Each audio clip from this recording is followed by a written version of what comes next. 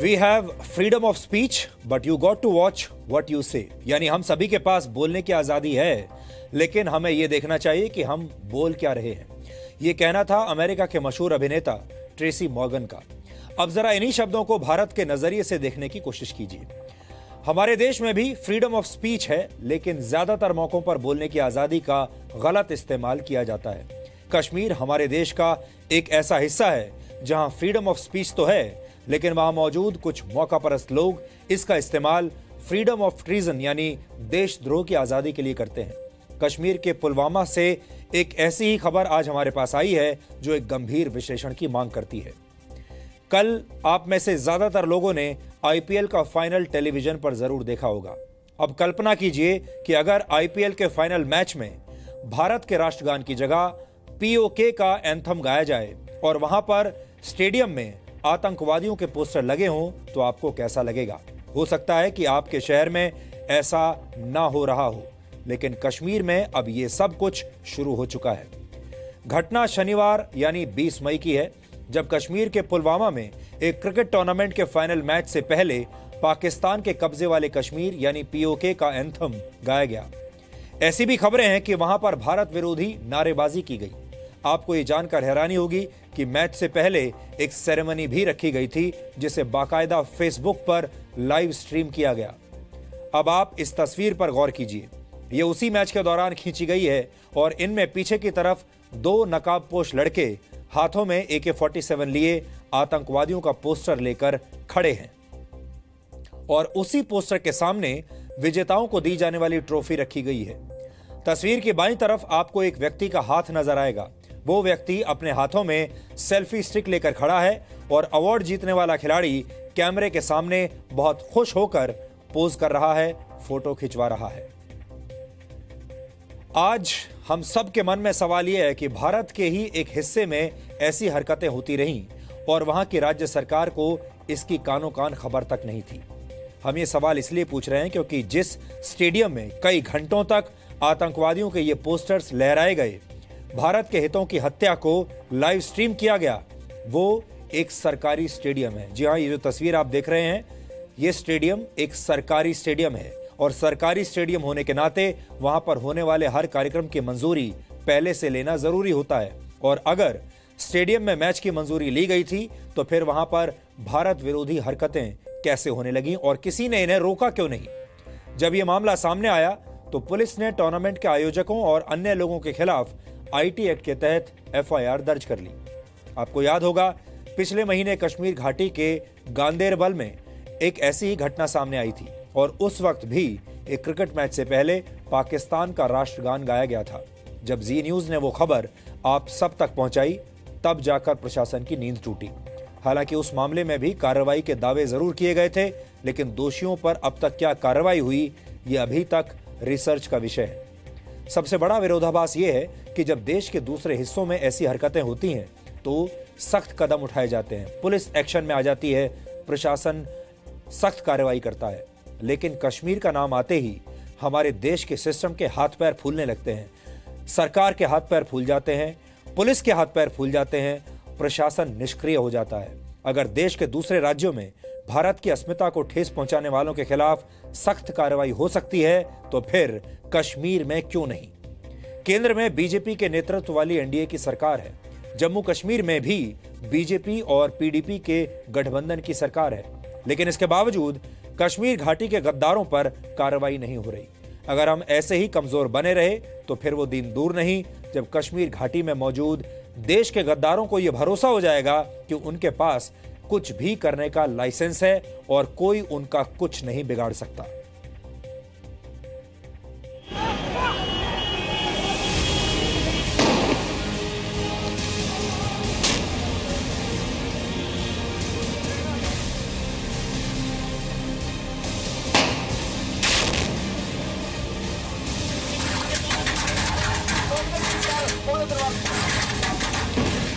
पहले पत्थरबाजों ने कश्मीर में पाकिस्तान के लिए मोर्चा संभाला।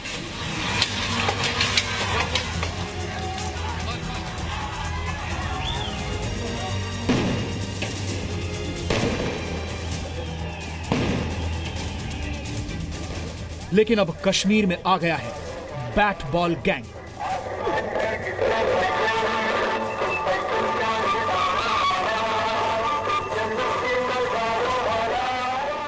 जो वहाँ के कमांडर्स हैं, जो फोर्सेस हैं, वो इस चीज़ को संज्ञान में लेंगे और देखेंगे उसके ऊपर क्या एक्शन हो सकता है आने वाले टाइम में।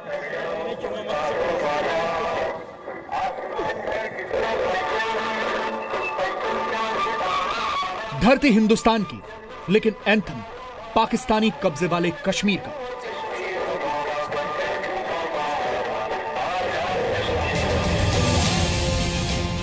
कश्मीर में पिछले कुछ दिनों में पाकिस्तान का गुणगान करने वाले गैंग की संख्या तेजी से बढ़ रही है। तस्वीरों में आप जिन खिलाड़ियों को नीले रंग की जर्सी पहने हुए देख रहे हैं वो कश्मीर के हैं, लेकिन पीछे जो आवाज आ रही है वो पीओके का एंथम है।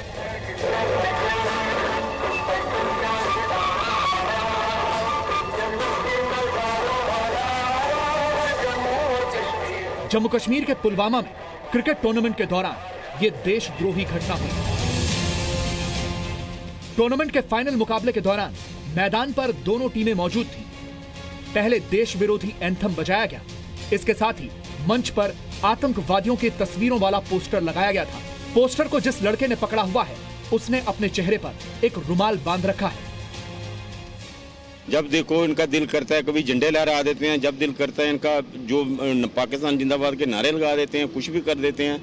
ये तो इनका वो है ना कि जो भी दिल में आएगा वो करेंगे। इसका मतलब गवर्नमेंट कोई एक्शन नहीं ले रही है इनके खिलाफ।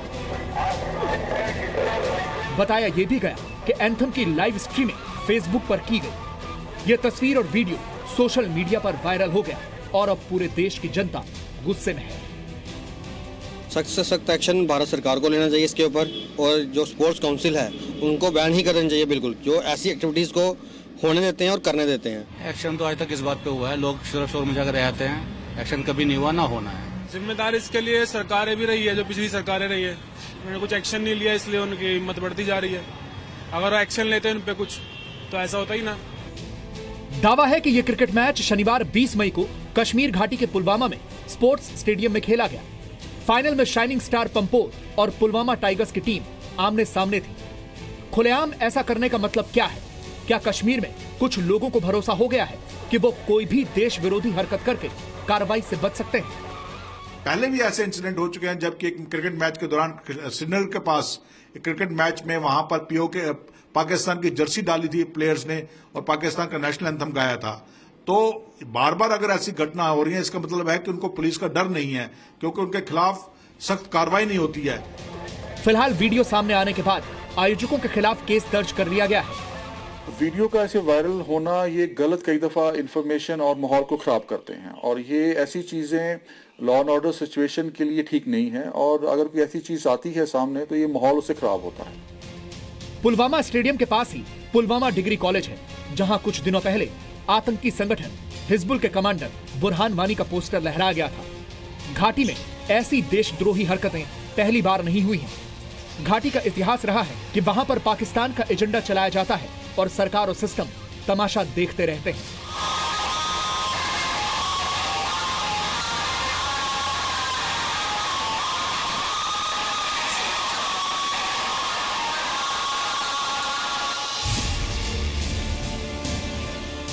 पिछले महीने ही पाकिस्तानी टीम की हरे रंग की जर्सी पहनकर कश्मीरी क्रिकेट खिलाड़ियों ने पाकिस्तान का राष्ट्रगान गाया था। वीडियो सामने आने के बाद जम्मू कश्मीर पुलिस ने 12 युवकों को गांदेरबल जिले से हिरासत में लेकर पूछताछ की थी। सवाल सिर्फ कार्रवाई का नहीं बल्कि राष्ट्र विरोधी सोच का भी है। जम्मू कश्मीर भारत का अभिन्न हिस्सा है, लेकिन भारत में रहकर पाकिस्तान का गुणगान करने वाले ऐसे लोगों की वजह से ही सीमा पार बैठे आतंकियों का मनोबल बढ़ता है। ये जो पुलवामा में क्रिकेट मैच में इंसिडेंट हुआ, ये कोई बड़ी बात नहीं है। हमको इसको ओवर प्ले करने की जरूरत नहीं है। मेजॉरिटी जो घाटी वाले लोग हैं वो शांति से रहना चाहते हैं, वो आजादी वगैरह की किसी की डिमांड नहीं है, भारत के साथ रहना चाहते हैं। इससे पहले 2016 में श्रीनगर के एनआईटी में भी विवाद हुआ था। 31 मार्च 2016 को वर्ल्ड T20 में भारत और वेस्टइंडीज के बीच खेले गए सेमीफाइनल में भारतीय क्रिकेट टीम हार गई थी, जिसके बाद स्थानीय छात्र भारत की हार का जश्न मना रहे थे जब गैर कश्मीरी छात्रों ने इसका विरोध किया तो दोनों गुटों के बीच हाथापाई हो गई।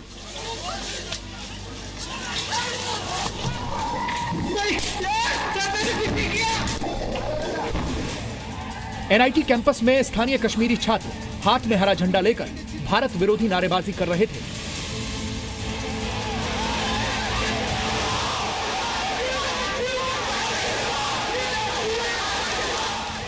जबकि एनआईटी में पढ़ने वाले दूसरे राज्यों के छात्र हाथों में तिरंगा लेकर भारत के पक्ष में नारे लगा रहे थे। ये चिंताजनक हालात की तरफ इशारा करते हैं जिस पर कड़ा एक्शन लेना अब जरूरी है।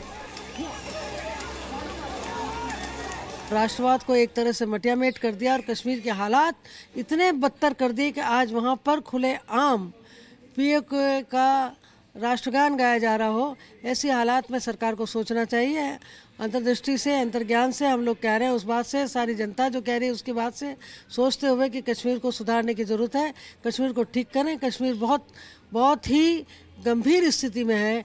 यह बहुत ही निंदनीय है और सख्त कार्रवाई की जाएगी। देखिए, अभी आप अलगाववादियों पे लगातार केंद्र सरकार कार्रवाई कर रही है और यह पाकिस्तान के बहकावे में, उनके उकसाने में इस प्रकार की जो घटनाएं हो रही हैं, हमारी सरकार बहुत ही गंभीर है और कठोर से कठोर कार्रवाई की भी जा रही है और की भी जाएंगी भी। ये तस्वीरें देखकर आपको भी गुस्सा आ रहा होगा, लेकिन कश्मीर के हालात दिखाने के लिए इन वीडियोस को देखना जरूरी है, क्योंकि सवाल ये भी है कि जब देश के किसी भी हिस्से में देश विरोधी काम करने पर कार्रवाई होती है तो कश्मीर में इस कानून का पालन क्यों नहीं होता। ब्यूरो रिपोर्ट, जी मीडिया। पुलवामा उसी दक्षिण कश्मीर का हिस्सा है जहां सबसे ज्यादा हिंसक वारदातें होती हैं। दक्षिण कश्मीर का एक ऐसा ही इलाका अनंतनाग है जिसे आतंकवादियों का स्वर्ग माना जाता है, लेकिन आज उसी अनंतनाग से हमारे पास कुछ ऐसी तस्वीरें आई हैं जो पुलवामा के पाकिस्तान परस्त लड़कों को शर्मिंदा कर देंगी। अनंतनाग से पुलवामा की दूरी सिर्फ 39 किलोमीटर है, लेकिन इतनी कम दूरी होने के बावजूद पुलवामा और अनंतनाग के लड़कों की सोच में जमीन आसमान का अंतर है। अनंतनाग की इन तस्वीरों में आप जिन बच्चों को देख रहे हैं वो भी एक खेल का हिस्सा थे। फर्क सिर्फ इतना था कि ये बच्चे ना तो पाकिस्तान के कब्जे वाले कश्मीर का एंथम गा रहे थे और ना ही इनकी जुबान पर पाकिस्तान का राष्ट्रगान था। 20 अलग अलग टीमों में शामिल ये सभी बच्चे अपने देश की खुली हवा में फुटबॉल खेल रहे थे। आमतौर पर फुटबॉल को द ब्यूटीफुल गेम भी कहा जाता है और आज इन बच्चों को देखकर यह भरोसा कायम होता है कि द ब्यूटीफुल गेम की ही तरह इनकी सोच भी काफी खूबसूरत है, जिनसे पुलवामा के लड़के कुछ शिक्षा ले सकते हैं।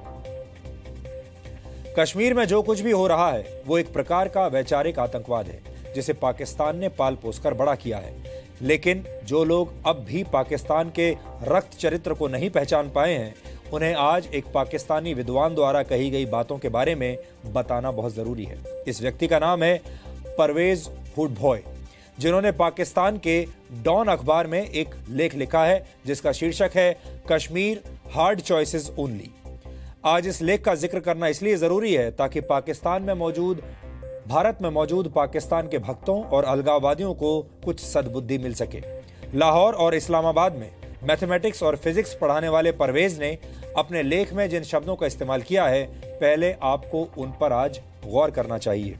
और मेरे हाथ में वो लेख मौजूद है जो परवेज ने लिखा है, कश्मीर हार्ड चॉइसेस ओनली। अब इसकी कुछ लाइन आपको पढ़कर सुनाना चाहता हूं, जिसमें लिखा है, पाकिस्तान's bleed India with 1,000 cuts policy is in a shambles today and jihad is an ugly word. Pakistani diplomats who represent Pakistan's position in the world's capitals know that world doesn't care about Kashmir. फिर आगे वो लिखते हैं, thoughtful Pakistanis must realize that their country's Kashmir first policy has brought nothing but misery all around. Using proxies has proven disastrous. A partial realization has led to detaining of LET and JEM leaders, but Pakistan's army must crack down upon all Kashmir-oriented militant groups that still have a presence on Pakistani soil. Such groups are a menace to Pakistan society and armed forces. ऐसा उन्होंने लिखा है। कुल मिलाकर बात यही है कि कश्मीर के मौजूदा हालात के लिए सिर्फ और सिर्फ पाकिस्तान जिम्मेदार है और अगर इस लेख में कही गई बातों को जानने और समझने के बाद भी हमारे देश के बुद्धिजीवियों, डिजाइनर, नेताओं और पत्रकारों को सच का एहसास नहीं होता तो फिर उनका कुछ नहीं हो सकता।